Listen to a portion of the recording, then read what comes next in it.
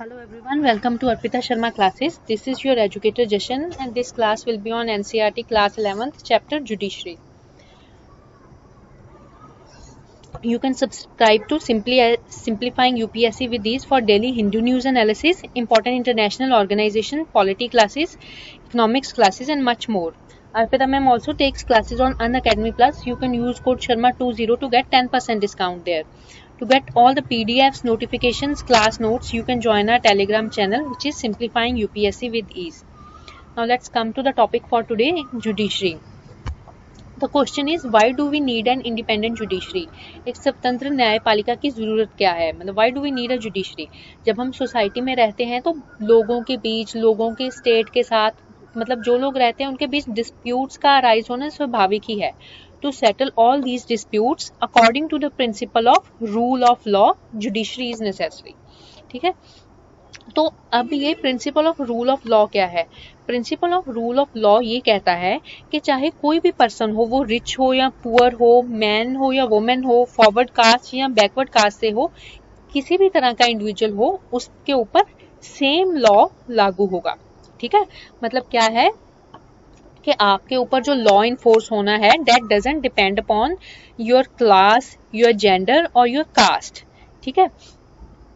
तो इससे क्या है, जो ये principle of rule of law होता है कि लीगल स्पिरिट जो है वो बरकरार रहे और सब पे एक तरह का तरीके का लॉ लगे. This is very essential for the protection of human rights. अगर ऐसा नहीं होगा, मतलब सब लोग लॉ के सामने बराबर नहीं होंगे, मतलब इस रूल ऑफ लॉ में तो ये है ना, everyone is equal before the law.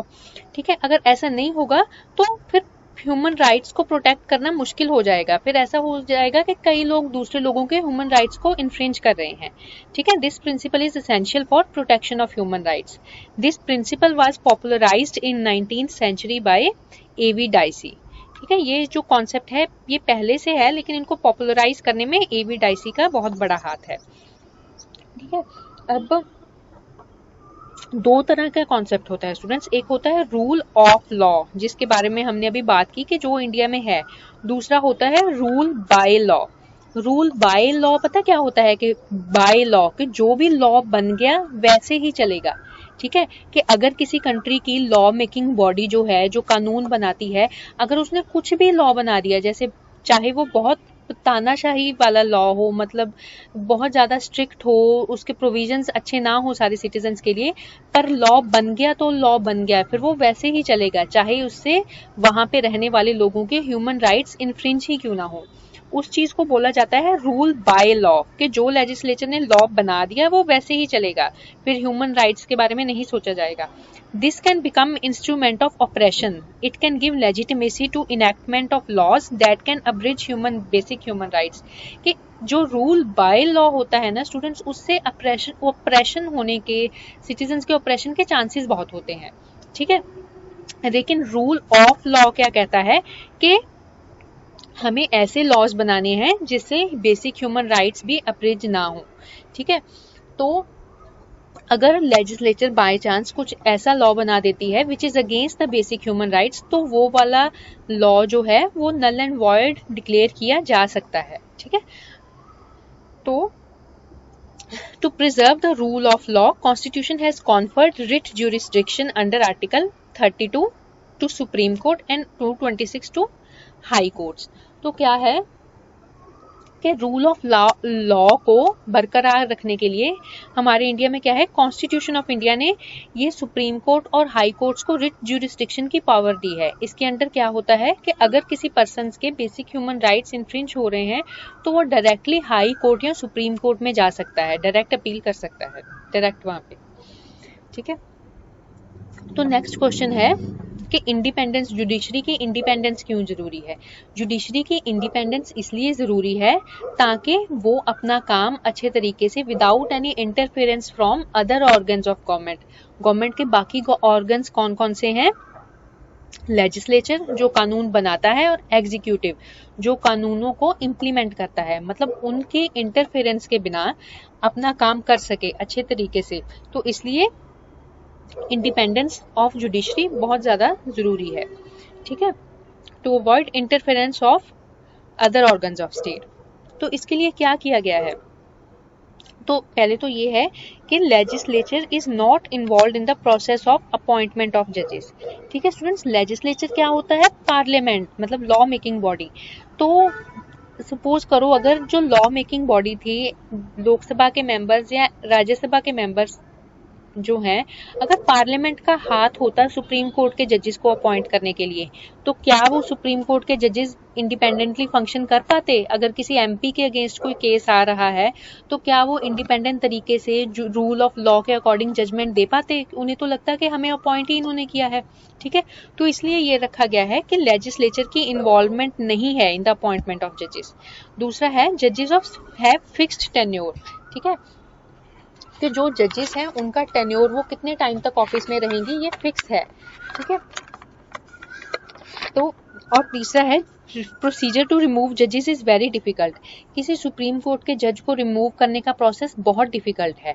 ठीक है, ये इसलिए इजी नहीं बनाया गया कि अगर उनको बहुत इजी तरीके से रिमूव कर पाते हमारी पार्लियामेंट या फिर काउंसिल ऑफ मिनिस्टर्स, तो उन्होंने इंडिपेंडेंट तरीके से काम नहीं कर पाना था। ठीक है, फिर क्या है? Judiciary is not financially dependent on इधर एग्जीक्यूटिव और लेजिस्लेचर। जो जुडिशरी की सैलरीज हैं वो उनको डिसाइड करने में या उनके अप्रूवल के लिए एग्जीक्यूटिव और लेजिस्लेचर का कोई हाथ नहीं है। Salaries and allowances are not subject to approval of legislature. ठीक है, the salaries of supreme court जजेस are directly charged upon consolidated fund of India. वो कंसोलिडेटेड फंड से आती हैं, ये लोग उनकी सैलरीज को कट नहीं कर सकते उनके डिसएडवांटेज के पे। नेक्स्ट इज अपॉइंटमेंट ऑफ जजेस। तो अब हम देखते हैं जजेस को कैसे अपॉइंट किया जाता है। जो हमारे सीनियर वो ये हैं चीफ जस्टिस ऑफ इंडिया हैं, सुप्रीम कोर्ट को हेड, उनको अपॉइंट करते हैं president. Chief justice of India is appointed by president. यहाँ पे एक बात का ध्यान रखना है स्टूडेंट्स कि जो प्रेसिडेंट ऑफ इंडिया है he acts on aid and advice of council of ministers. Council of ministers मतलब गवर्नमेंट जो है हमारी, मतलब प्राइम मिनिस्टर और उसकी जो मिनिस्टर्स की काउंसिल है, उनकी सारे काम प्रेसिडेंट ने उनकी एडवाइस पे करने हैं। तो अगर यहाँ पे लिखा गया है कि chief justice of India is appointed by president, तो ये बात इसमें इनबिल्ट है कि president is acting on advice of council of ministers. Minister की एडवाइस पे ही उनको काम करना है। लेकिन क्या है, वो किसी भी पर्सन को ऐसे उठा के, मतलब किसी भी सुप्रीम कोर्ट के जज को चीफ जस्टिस ऑफ इंडिया नहीं बनाते हैं। मतलब ये एक तरह का नॉर्म ही बन गया है कि जो सुप्रीम कोर्ट का सीनियर मोस्ट जज होगा उसको generally chief justice of India बना दिया जाता है, सीनियर मोस्ट जज को। ठीक है, तो हमारी हिस्ट्री में हुआ है ये एक दो बार कि जो सीनियर मोस्ट जज हैं उनको चीफ जस्टिस ना बनाया गया हो, उनसे कम सीनियोरिटी वाले को बना दिया गया हो। लेकिन जो जनरल नॉर्म है वो यही है कि प्रेसिडेंट ने जो सीनियर मोस्ट जज होगा उनको चीफ जस्टिस ऑफ इंडिया बना देना है। ठीक है, अब चीफ जस्टिस ऑफ इंडिया की अपॉइंटमेंट तो हो गई, तो बाकी जजेस कैसे अपॉइंट होते हैं? बाकी जजेस को भी प्रेसिडेंट ने अपॉइंट करना है। प्रेसिडेंट ने अपॉइंट करना है मतलब क्या? प्रेसिडेंट ने on advice of council of ministers. बाकी जजेस को प्रेसिडेंट अपॉइंट करेंगे after consultation with chief justice of India. ठीक है, तो बाकी जजेस कैसे अपॉइंट हो रहे हैं? President on advice of council of minister plus consultation with chief justice of India. ठीक है, पहले मतलब इसमें ये था कि चीफ जस्टिस ऑफ इंडिया की जो रिकमेंडेशन थी उसको थोड़ा एडवाइजरी ही माना जाता था कि जरूरी नहीं उस पे एक्ट करना। लेकिन अब धीरे धीरे सिस्टम ऐसा बन गया है कि जो चीफ जस्टिस हैं वो सुप्रीम कोर्ट के 4 सीनियर मोस्ट जजेस जो होंगे उनके साथ बैठ कर ना, मतलब नेम्स रिकमेंड कर देते हैं। बाकी जो जजेस अपॉइंट करने हैं सुप्रीम कोर्ट के लिए उनके नाम रिकमेंड करते हैं chief justice of India plus 4 senior most जजेस ऑफ द कोर्ट। ठीक है, वो सभी लोग बैठ के नाम रेकमेंड कर देते हैं प्रेसिडेंट को और प्रेसिडेंट उन पर्सन्स में से अपॉइंट कर देते हैं। ठीक है, तो जो ये सिस्टम है chief justice plus 4 senior most जजेस, इसको बोला जाता है कॉलेजियम सिस्टम। ठीक है, तो यहाँ पे क्या है, 10 for the appointment of judiciary. कौन कौन है? Supreme court and council of ministers both play an important role. जो कॉलेजियम है मतलब सुप्रीम कोर्ट के जजेस कॉलेजियम और काउंसिल ऑफ मिनिस्टर्स दोनों का इम्पोर्टेंट रोल है जजेस की अपॉइंटमेंट के लिए। स्टूडेंट्स यहाँ पे क्या देखना है, हमने यहाँ पे पीछे पढ़ा था ना कि legislature is not involve in appointment of जजेस। ठीक है, यहाँ पे हम क्या पढ़ रहे हैं, कौन कौन इन्वॉल्व है, सुप्रीम कोर्ट और council of minister. Council of ministers क्या होते हैं, एग्जीक्यूटिव होते हैं। ठीक है, एग्जीक्यूटिव और सुप्रीम कोर्ट इन्वॉल्व है, जो लेजिस्लेचर है वो इन्वॉल्व नहीं है। नेक्स्ट आता है रिमूवल ऑफ जजेस। रिमूवल ऑफ जजेस in Indian context has been kept very difficult. जो प्रोसीजर है जज को रिमूव करने का वो बहुत डिफिकल्ट है। ठीक है, तो बिना किसी काम के क्या है, जजेस के बिहेवियर को भी पार्लियामेंट में डिस्कस नहीं किया जा सकता। ठीक है, वो जजेस के बिहेवियर को डिस्कस नहीं कर सकते unless the process of his removal is underway. A judge can be removed on the basis of proven misbehavior और incapacity। एक ही ग्राउंड दी गई है, proven misbehavior और incapacity, जिसके बेसिस पे सुप्रीम कोर्ट के जज को रिमूव किया जा सकता है। और उनका रिमूवल जो है उसका प्रोसेस पास करने के लिए भी स्पेशल मेजोरिटी चाहिए बोथ हाउसेज ऑफ पार्लियामेंट की। ठीक है, जो किसी जज पे चार्जेस लगे हैं, अगर उनके रिमूवल का प्रोसेस चलता है तो वो दोनों हाउसेज में, लोकसभा में भी और राज्यसभा में भी स्पेशल मेजोरिटी से पास होना चाहिए, तभी उस जज को रिमूव किया जा सकता है। हमने पढ़ा था स्पेशल मेजोरिटी क्या होती है, कि जितने लोग तब उस हाउस में, लोकसभा में या राज्यसभा में जितने लोग वोटिंग कर रहे हैं उनका 2/3%। ठीक है, 2/3 members present and voting and majority of total membership of house. जितने प्रेजेंट एंड वोटिंग है उनका 2/3, और जो वो नंबर निकलेगा that must also be more than majority of total membership of house. मतलब 50% ऑफ मेंबरशिप ऑफ हाउस से ज्यादा भी होना चाहिए। ठीक है, तो इसमें एक ध्यान रखने की बात क्या है, in appointment executive plays a role. Appointment की जजेस में क्या है, एग्जीक्यूटिव रोल प्ले कर रहा था। और legislature plays a role in removal. Removal में कौन कर रहा है, legislature, both houses of parliament. ठीक है, अपॉइंटमेंट में किया था एग्जीक्यूटिव ने, काउंसिल ऑफ मिनिस्टर्स ने। रिमूवल में कौन कर रहा है, लेजिस्लेचर, पार्लियामेंट के हाउसेज। तो ये अलग अलग क्यों रखा गया है, to ensure balance of power and independence of judiciary. कि ऐसा ना हो कि एक ही पर्सन उनको अपॉइंट कर रहा है, एक ही मतलब बॉडी अपॉइंट कर रही है, एक ही बॉडी रिमूव कर रही है, तो फिर उस बॉडी के हाथ में बहुत पावर आ जाएगी ना। तो बैलेंस ऑफ पावर इंश्योर करने के लिए एग्जीक्यूटिव का रोल है अपॉइंटमेंट में और लेजिस्लेचर का रोल है रिमूवल में, और रिमूवल का प्रोसेस भी बहुत डिफिकल्ट है। अब हम देखते हैं कि जो हमारी कंट्री में जुडिशरी का स्ट्रक्चर क्या है। इंडिया में सिंगल इंटीग्रेटेड जुडिशियल सिस्टम है। जैसे हमें पता है कि इंडिया मतलब फेडरल कंट्री है, तो लेकिन जो स्टेट्स हैं, स्टेट्स की अपनी अलग से जुडिशरी नहीं है, अलग से कोर्ट्स नहीं है। There are no separate state courts as in USA. USA में स्टेट कोर्ट्स सेपरेट होती हैं। यहाँ क्या है, इंटीग्रेटेड जुडिशियल सिस्टम है। पूरे कंट्री का एक ही जुडिशियल सिस्टम है, जिसमें सबसे ऊपर आती है सुप्रीम कोर्ट ऑफ इंडिया। ठीक है, फिर उनके नीचे हैं हाई कोर्ट्स, हाई कोर्ट्स के नीचे है डिस्ट्रिक्ट कोर्ट्स, डिस्ट्रिक्ट कोर्ट्स के नीचे जो है सबऑर्डिनेट कोर्ट्स हैं। ठीक है, तो जो एक नीचे वाली कोर्ट के डिसीजन होता है उसके अगेंस्ट हम उसके ऊपर वाली लेवल वाली कोर्ट में अपील डाल सकते होते हैं। ठीक है, कि इस कोर्ट के डिसीजन के अगेंस्ट डिस्ट्रिक्ट कोर्ट में, डिस्ट्रिक्ट कोर्ट के डिसीजन के अगेंस्ट हाई कोर्ट में, एंड सो ऑन। अब हम देखते हैं ज्यूरिसडिक्शन ऑफ सुप्रीम कोर्ट। जो ज्यूरिसडिक्शन ऑफ सुप्रीम कोर्ट में, ये एनसीईआरटी के डायग्राम है स्टूडेंट्स। इसको हम कई हेड्स में देख सकते हैं। सबसे पहला होता है ओरिजिनल ज्यूरिसडिक्शन। ठीक है, ओरिजिनल ज्यूरिसडिक्शन का मतलब क्या है, कि वो वाले केसेस जो डायरेक्टली सुप्रीम कोर्ट में जाएंगे। जो नीचे लेवल की कोर्ट्स थी, जो ये subordinate court, district court, high court, उधर नहीं जाएंगे, सीधा का सीधा सुप्रीम कोर्ट में जाएंगे। वो किसके अंडर आते हैं, ओरिजिनल ज्यूरिसडिक्शन के। ओरिजिनल ज्यूरिसडिक्शन में कौन से केसेस आएंगे, settles dispute between union and states and among states. कि अगर किसी कारण यूनियन जो है, सेंट्रल गवर्नमेंट और स्टेट गवर्नमेंट में कुछ डिस्प्यूट्स आ गए हैं, ठीक है, या फिर क्या होगा, दो स्टेट्स में आपस में डिस्प्यूट्स हैं किसी चीज को रिलेटेड, तो ऐसे केसेस जो होंगे, फेडरल नेचर के जो केसेस हैं, वो ओरिजिनल ज्यूरिसडिक्शन के अंदर आते हैं और वो सीधा सुप्रीम कोर्ट के पास जाते हैं। ठीक है, तो ओरिजिनल ज्यूरिसडिक्शन में क्या है, it solves disputes of federal nature. मतलब स्टेट्स के बीच में या सेंटर एंड स्टेट्स के बीच में। और दूसरा पॉइंट क्या है, it interprets power of union and state government.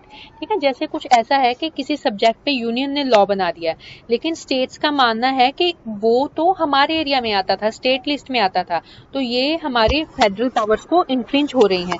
तो ऐसे केसेस में भी जब power of union and state decide करनी हो, वो भी ओरिजिनल ज्यूरिसडिक्शन के अंदर आएगा, सीधे केसेस सुप्रीम कोर्ट के पास जाएंगी। ठीक है, दूसरा जो ज्यूरिसडिक्शन है वो है एपेलेट ज्यूरिसडिक्शन। ठीक है, जो क्या है, supreme court tries appeals from lower courts in civil, criminal and constitutional cases. के जो लोअर कोर्ट से अपील होंगी वो सुप्रीम कोर्ट के पास जाएंगी। जो अपील की फॉर्म में केस ऊपर जाता है उसको बोला जाता है एपेलेट ज्यूरिसडिक्शन।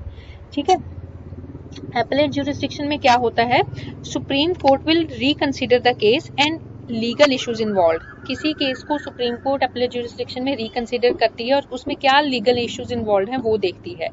ठीक है, तो जो एपेलेट ज्यूरिसडिक्शन है, अपील की ज्यूरिसडिक्शन है, वो सुप्रीम कोर्ट और हाई कोर्ट दोनों के पास है। और जो सुप्रीम कोर्ट है वो क्या है, हाईएस्ट कोर्ट ऑफ अपील है। ठीक है, सुप्रीम कोर्ट के ऊपर कहीं पे अपील नहीं की जा सकती। ठीक है, तो इसमें क्या होता है स्टूडेंट्स, जब अपील आनी होती है सुप्रीम कोर्ट में, तो यहाँ तो अगर जो डिस्ट्रिक्ट कोर्ट को, क्रिमिनल केसेस में क्या होगा कि अगर डिस्ट्रिक्ट कोर्ट ने डेथ सेंटेंस दे दिया है तो तब हायर कोर्ट के पास अपील की जा सकती है। ठीक है, लेकिन सिविल केसेस में क्या होगा कि जो हाई कोर्ट होती है ना, हाई कोर्ट को एक सर्टिफिकेट देना होता है कि हाँ इस केस में हम अपील कर सकते हैं ऊपर। हाई कोर्ट सर्टिफाई करेगी कि ये केस एपेलेट ज्यूरिसडिक्शन के अंडर सुप्रीम कोर्ट में जा सकता है। ठीक है, वो हाई कोर्ट के सर्टिफिकेट के बाद ही सुप्रीम कोर्ट में जाएगा। लेकिन क्या है, इसमें सुप्रीम कोर्ट के पास एक स्पेशल पावर भी है। ठीक है, it can grant special leave to appeal from any judgment or matter passed by any court in territory of India. Suppose किसी केस में हाई कोर्ट का भी सर्टिफिकेट नहीं है कि इस केस में आप सुप्रीम कोर्ट में अपील कर सकते हैं, लेकिन सुप्रीम कोर्ट को खुद लग रहा है कि पूरे इंडियन टेरिटरी में किसी भी कोर्ट में कोई केस चल रहा है, ठीक है, कि वो उसमें कॉन्स्टिट्यूशनल एंगल इन्वॉल्व है जो सुप्रीम कोर्ट को कंसिडर करना है, तो वो स्पेशल लीव टू अपील भी दे सकती है कि वो केस डायरेक्टली एपेलेट ज्यूरिसडिक्शन के अंडर सुप्रीम कोर्ट में जा सकता है। उस केस में आप डायरेक्टली सुप्रीम कोर्ट में अपील कर सकते हैं। इसको बोला जाता है स्पेशल लीव टू अपील। तीसरी जो ज्यूरिसडिक्शन है वो है रिट ज्यूरिसडिक्शन।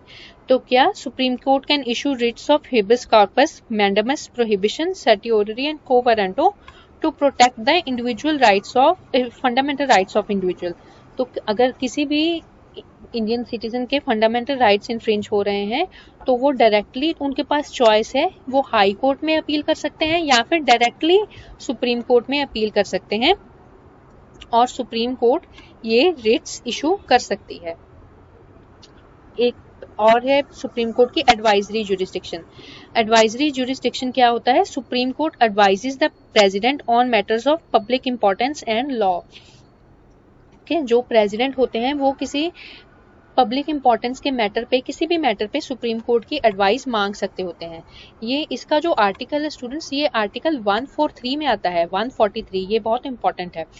तो क्या है, आर्टिकल 143 के अंडर जो सुप्रीम कोर्ट है उसको प्रेसिडेंट को एडवाइस देनी होती है जो भी मैटर पे वो पूछते हैं। लेकिन क्या होता है, ये प्रेसिडेंट पे बाइंडिंग नहीं होता कि वो सुप्रीम कोर्ट की एडवाइस फॉलो करें ही करें। ठीक है, तो ये फिर एडवाइजरी ज्यूरिसडिक्शन का क्या मतलब है कि क्या है स्टूडेंट्स के बाद मतलब ऐसा हो कि पार्लियामेंट कोई लॉ पास कर दे और बाद में वो कुछ तो किसी भी चीज के लीगल इश्यूज को एनालाइज करने के लिए पहले ही वो सुप्रीम कोर्ट से एडवाइस ले लेते हैं। ठीक है,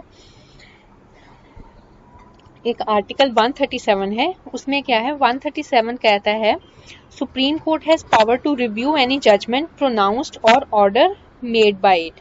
कि सुप्रीम कोर्ट के पास ये पावर है कि वो अपनी पुरानी किसी भी जजमेंट को रिव्यू कर सकती है।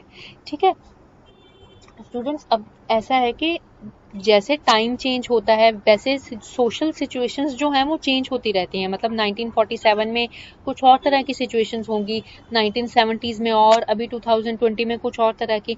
तो जो एक तरह की जजमेंट है वो सारे टाइम्स के लिए इक्वली एप्लीकेबल नहीं हो सकती, ठीक है।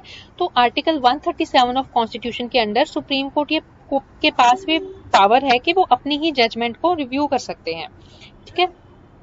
और आर्टिकल 144 कहता है कि all authorities in civil and judicial throughout the territory of India shall act in aid of supreme court. Supreme court की जो जजमेंट्स हैं वो पूरी इंडियन टेरिटरी पे लागू होंगी और सारी सिविल और जुडिशियल अथॉरिटीज जो हैं उनको सुप्रीम कोर्ट की एड में एक्ट करना पड़ता है, ठीक है। अब हम देखते हैं स्टूडेंट्स जुडिशियल एक्टिविज्म का टॉपिक। तो इसमें क्या है कि नॉर्मली क्या था पहले 1979 से पहले क्या था कि जिस पर्सन जो अग्रीव्ड पर्सन था, जिसको कुछ प्रॉब्लम थी, ठीक है, वही केस कर सकता था सुप्रीम कोर्ट में जाकर या किसी और कोर्ट में जाकर, ठीक है। A person can approach court when his own rights were violated or he himself was involved in a dispute, कि या तो वो खुद डिस्प्यूट में इन्वॉल्व हो तभी वो जाकर केस करेगा या उसके खुद के राइट्स इन्फ्रिंज हो तब वो जाके करेगा। लेकिन 1979 में ये एक बहुत बड़ा चेंज आता है और कोर्ट्स क्या करती हैं, वो एक डिसीजन लेती हैं कि वो they can also hear cases filed by others on the behalf of aggrieved person, कि जो aggrieved person है उसके behalf पे कोई और person भी केस कर सकता है, ठीक है। इसको बोला गया पब्लिक इंटरेस्ट लिटिगेशन, ठीक है। तो ये जरूरी क्यों है कि कोई और पर्सन भी केस कर सके? बहुत बार खासकर इंडियन सिचुएशन में ऐसा है स्टूडेंट्स के जो अग्रीव्ड पर्सन होता है, अगर वो बहुत ही ज़्यादा पुअर है, अगर वो किसी भी तरीके से उसके पास कोई तरीका नहीं है केस करने का, ठीक है, उसको कुछ पता नहीं है, लेकिन उसके ह्यूमन राइट्स जो हैं वो इन्फ्रिंज हो रहे हैं, तो कई बार क्या होता था वो लोग बोलते ही नहीं थे। तो अब ये PIL के मेथड से, पब्लिक इंटरेस्ट लिटिगेशन से, बाकी लोग जो हैं वो भी अग्रीव्ड पर्सन के बिहाफ पर केसेस कर सकते हैं, ठीक है। तो जुडिशियल एक्टिविज्म का क्या मतलब है कि जुडिशरी का प्रोएक्टिव होना, ठीक है। कि उन्होंने क्या किया, उन्होंने न्यूज़पेपर की रिपोर्ट्स के बेसिस पे, पोस्टल कंप्लेंट्स के बेसिस पे, कुछ पब्लिक स्पिरिटेड सिटीजन्स की पेटिशंस पे बेसिस पे, सोशल ऑर्गेनाइजेशन, लॉयर, इन सब के पेटिशन के बेसिस पे खुद एक्ट करना शुरू किया, ठीक है। तो इसलिए इसको बोला जाता है कि जुडिशरी प्रोएक्टिव हो गई and this is called judicial activism. जो पब्लिक इंटरेस्ट लिटिगेशन है, it has become the most important vehicle of judicial activism, ठीक है। तो इसमें क्या था, इसमें फिर सुप्रीम कोर्ट ने बहुत सारे केसेस लिए थे, जैसे ये एक बिहार के जेल का केस था कि वहां पे केस ऑफ अंडर ट्रायल्स, उसमें ये था कि बहुत सारे जेल इनमेट्स ऐसे थे कि वो बहुत सालों से जेलों में पड़े हुए थे और उन पे केस अभी डिसाइड ही नहीं हो रहे थे। तो उन्होंने जितना उनको सजा मिलने पर जितने साल उन्होंने जेल में रहना था, अंडर ट्रायल ही उन्होंने उससे ज्यादा साल काट लिए थे। तो उनका इशू डिसाइड किया गया और भी बहुत सारे इश्यूज डिसाइड किए गए, ठीक है। तो अब तो जो PIL है वो बहुत इंपॉर्टेंट पार्ट है जुडिशियल एक्टिविज्म का, लेकिन इसके कुछ डीमेरिट्स भी हैं।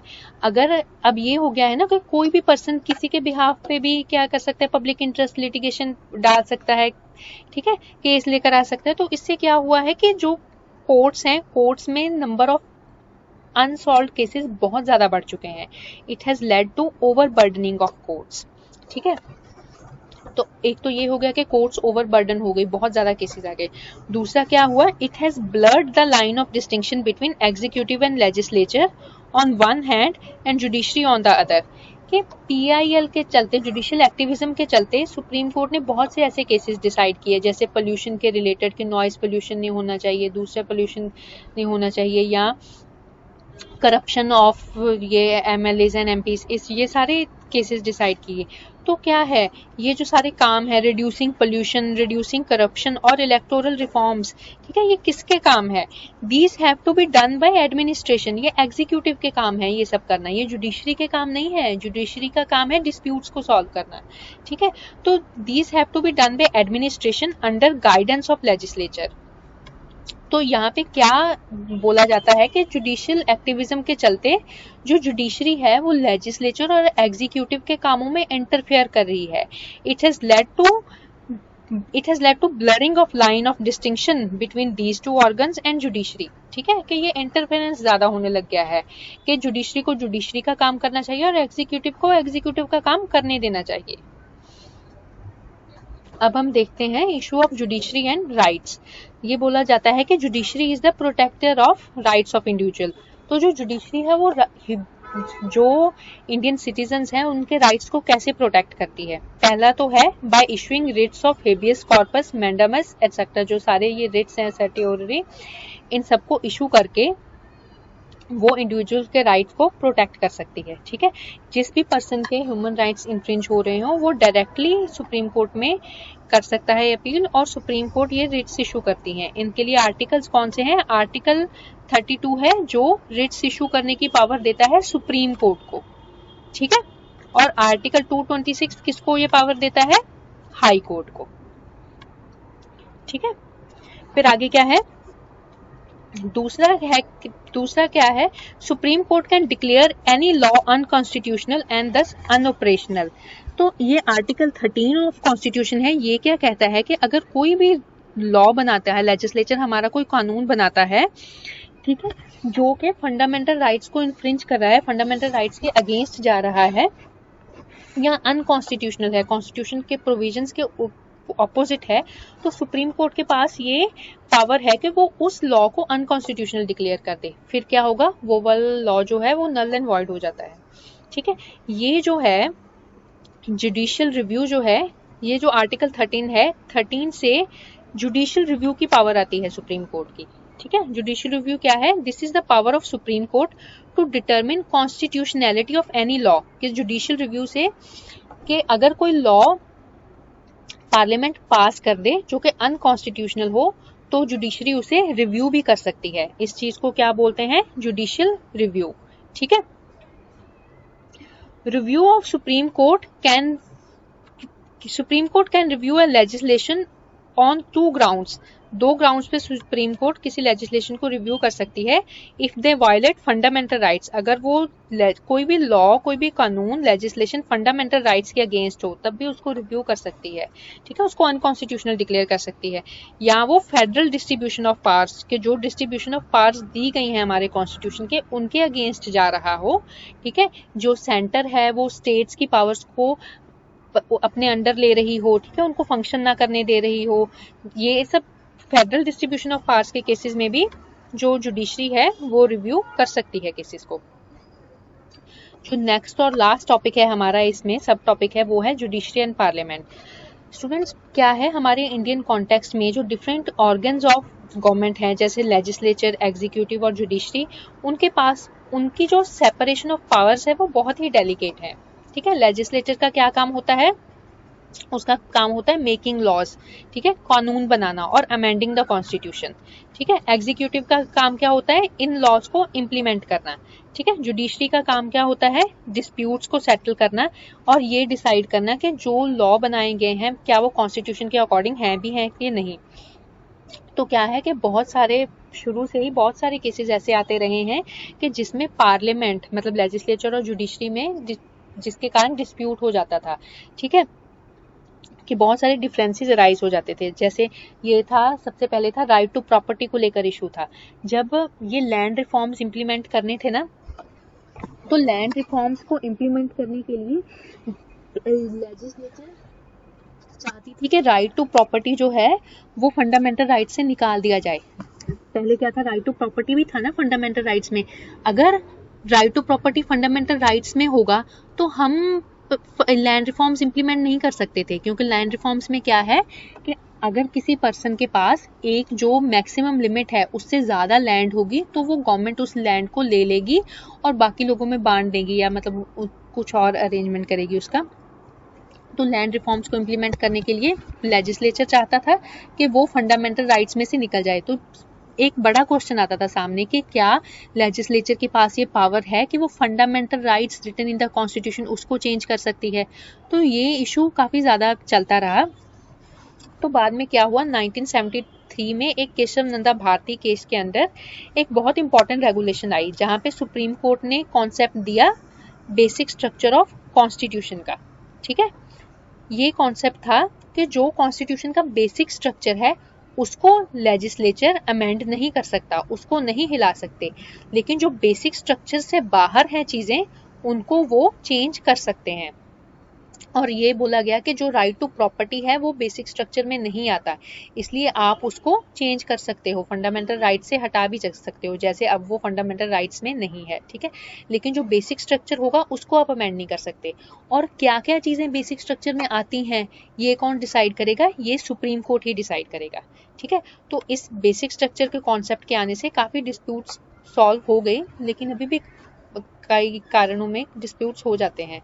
ठीक है, जैसे कि हमने सबसे पहले पढ़ा था rule of law. Rule of law क्या है? वो बेसिक स्ट्रक्चर ऑफ कॉन्स्टिट्यूशन में है, उसको कोई अमेंड नहीं कर सकता। मतलब लेजिस्लेचर ऐसे नहीं कर सकता कि आज के बाद रूल ऑफ लॉ फॉलो नहीं होगा और रूल बाय लॉ फॉलो होगा, ऐसे नहीं कर सकते।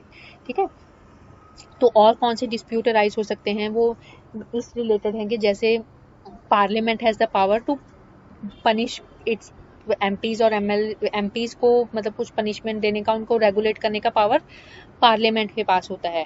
तो ये क्वेश्चन आता है कि जैसे कि अगर पार्लियामेंट ने कुछ किया है तो क्या वो वाला जो कंसर्न्ड मेंबर ऑफ पार्लियामेंट है वो जुडिशरी में जाकर जुडिशरी की प्रोटेक्शन ले सकता है? ऐसे कुछ इश्यूज हैं जो अब भी अनसॉल्व्ड हैं।